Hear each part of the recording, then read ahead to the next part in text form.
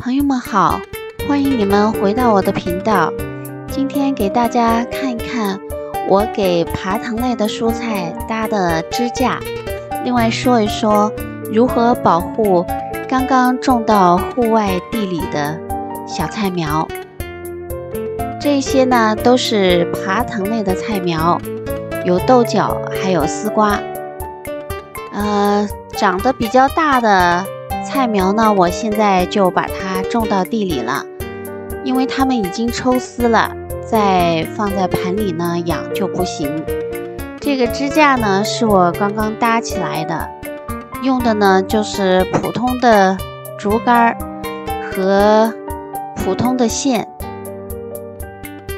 这个方法呢我也是跟网上很多其他的朋友学习的，那也加上了一些我自己的想法。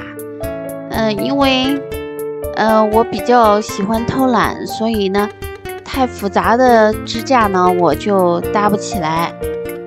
另外呢如果是搭起来了以后不太稳的支架呢我也不搭。因为我们多伦多这里呢夏天的风也挺大的，如果下雷暴雨的话风又很大，那搭得不稳的这种支架呢很容易就倒伏了。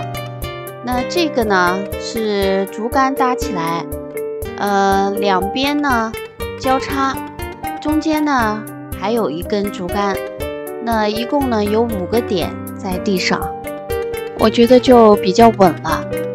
同时呢这5根竹竿我也插得比较深，如果插得太浅呢那效果也不行，我觉得风大的话也有可能会把它们给吹倒的。这个呢是 mint， 看上去非常漂亮。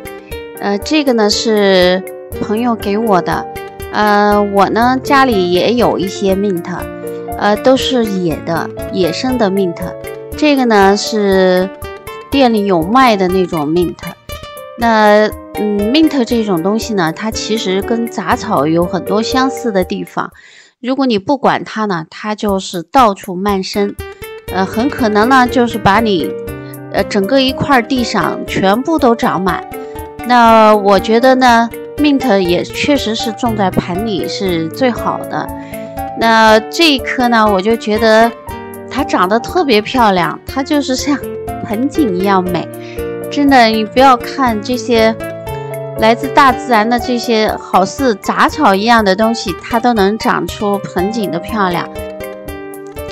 它不仅漂亮，而且可以防止那些讨厌的虫子到你的庭院里面来吃你的那些花草啊，或者是蔬菜的叶子和根。以前我院子里那些野生的 mint 周围呢就确实没有虫子，但是因为我不断的把那些野生的 mint 拔掉，所以呢它就限制了它的这个生长，所以也只有它的这个周围呢是没有虫子的。但是离这个 mint 远的地方呢还是会有虫子。这个呢是小鸟的排泄物，小鸟呢过来看一看，可能觉得这个mint 长得挺美的，那么漂亮，看看，但是发现它也不喜欢吃。不过呢我觉得小鸟和松鼠呢都不太讨厌这种植物，可是它们不会去动它，兔子也不会吃。可是如果你让你的庭院里到处都是 mint 呢，那就很糟糕。因此呢我就觉得种在这个盆里面是最好的一个办法。种在这个小花盆里面以后呢，把它放在你种的那些小菜苗啊旁边，那它的这个气味呢就可以驱赶各种虫子了。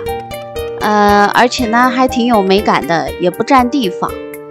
那这个菜苗呢要保护它，用这种土办法我觉得呢确实挺不错的，肯定没有什么害处。那像这个是雪豆苗，我呢在它的旁边放了 mint， 也在它的附近种了葱和蒜。这个葱和蒜呢，是为了让葱和蒜的根深入到这个泥土里面，然后呢，让一些虫子呢就不喜欢这个气味就离开。